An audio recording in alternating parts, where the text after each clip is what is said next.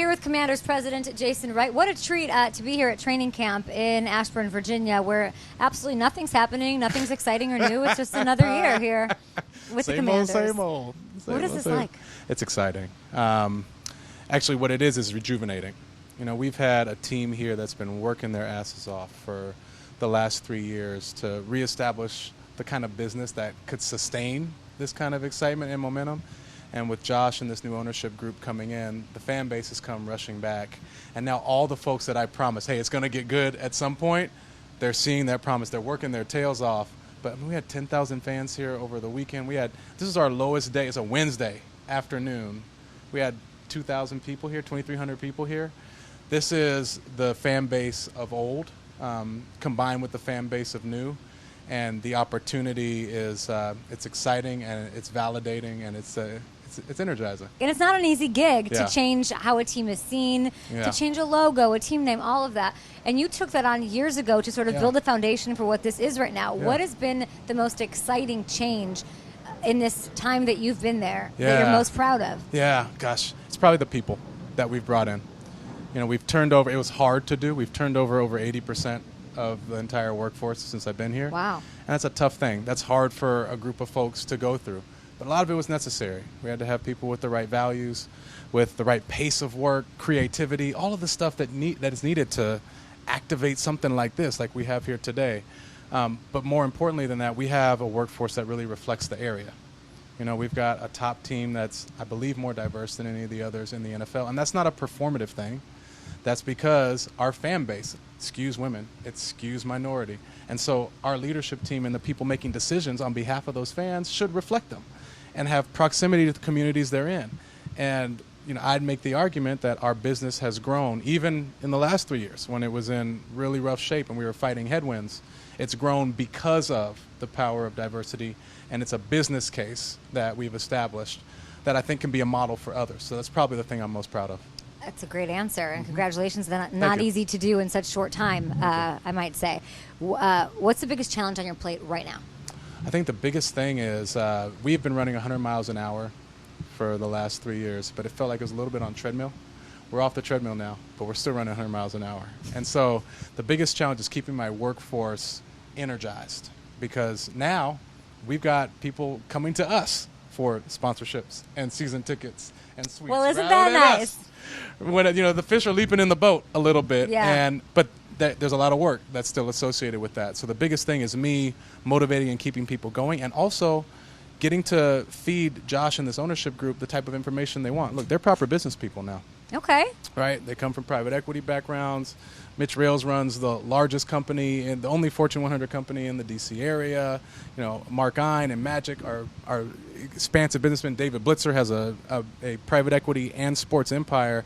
So these folks are used to seeing financials in a certain way, a certain pace of work that I'm accustomed to from my time as a partner at McKinsey, but our whole organization needs to acclimate to. And so a lot of my work is helping us align with them, and the Harris Blitzer folks and other folks have been so helpful in helping us get up to speed. So it's a little bit like training camp for us, and we'll be game ready really soon. But it sounds like you guys are on the same page, which is great, and the philosophies are the same from you guys from them to you to coach to everybody. 100%. Like I've loved working with them. So nice. They're logical, pragmatic, they're thoughtful in their decision making. Everything has a method. They engage data, and they care about the fans. There's an investment first mindset that is probably the biggest shift for us, and that's been needed to make good on our fans. It takes investment to win the trust of the fan base back, and it needs consistent investment over time, and they're bought in on that methodology. And so while it's more work, and there's a bunch of stuff that we're going to do between now and the season starting around FedEx Field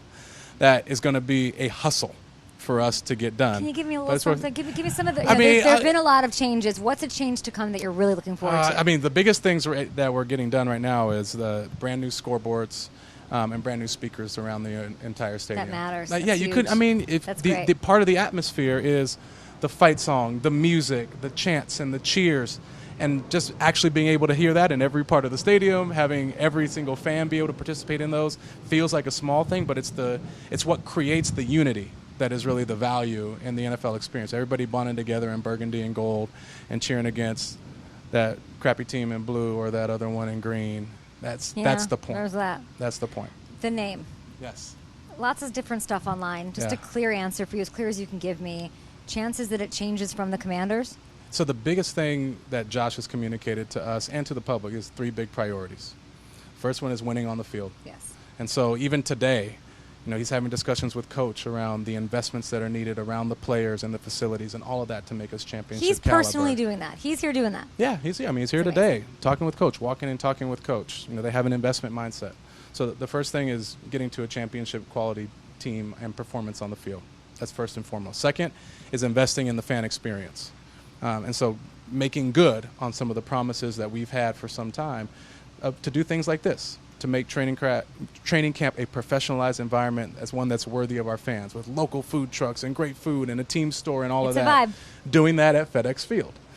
That's authentic to DC too, with go-go music in the background and beat your feet dancers and all of the stuff that is an authentic and exciting environment. So it's investing in the fan experience and figuring out what we can do in short order and then long term to make it great for our fans to have a proper NFL experience here in DC. And then the third one is to have impact in the community.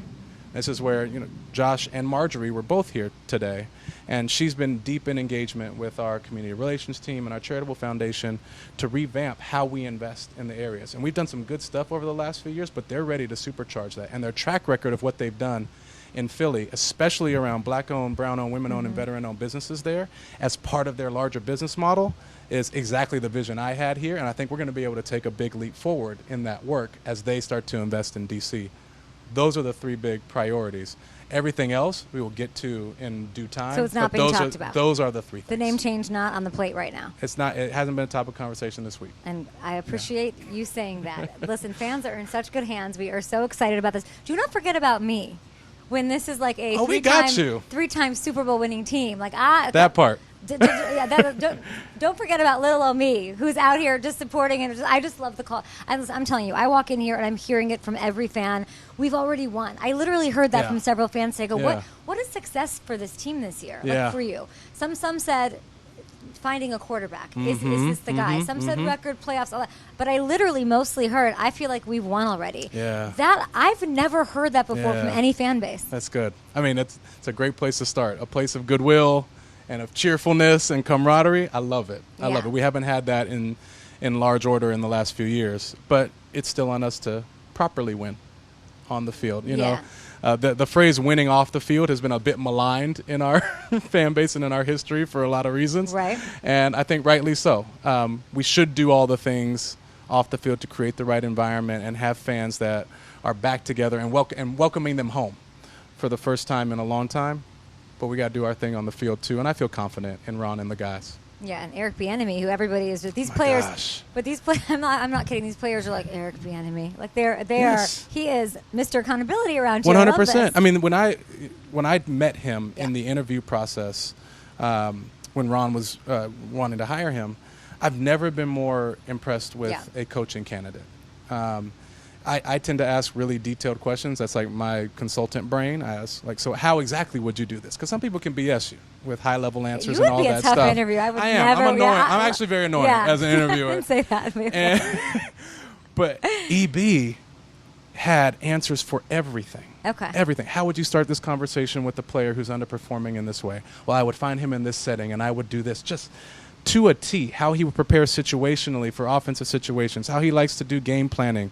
Like, the man is a consummate professional, and I would argue is representative of the culture that Ron has been trying to build for the last 3 years more than anybody else, and is probably the biggest accelerant to that culture changing on the field that I've seen since I've been here. And so when I look at the pace of practice, the accountability, the attention to detail, the way guys, like you said, like, man, I got to prepare. Yeah. When there was a coach or a player like that made me feel that way as a player, I knew we were going to be good. The best teams I was on had high accountability, whether it was from a senior player or a coach that drove that, and we have that now on the offensive side of the ball. And so that makes me really confident. Do I know how many games we're going to win? No, I'm always going to be more bullish than anybody else. But I don't feel like we're going to be leaving anything out there because we weren't attentive to detail. Like, EB is going to make sure of that. It's a process. It's a new era. I'm happy for you. Enjoy it. Congratulations. Thank you. Appreciate it. Thank you.